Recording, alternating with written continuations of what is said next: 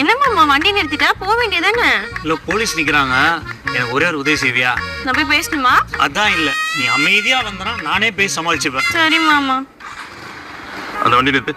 சரி சார் வந்து பார்க்க சொன்னாரு. ஏங்கம்மா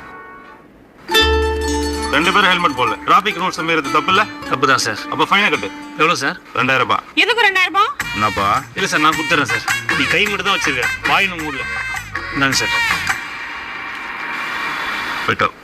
சரிங்க சார். ஒரு 5 நிமிஷம் வெயிட் பண்ணு. எதுக்கு வெயிட் பண்ணும்? அதான் காசு கொடுத்துரும்ல. நான் வெயிட் பண்ணுறேன் சார், நீ கொஞ்சம் போயேன்.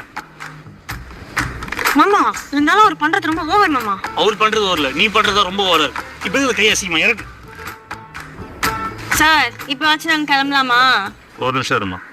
வினோத், ஹெல்மெட் கொடு.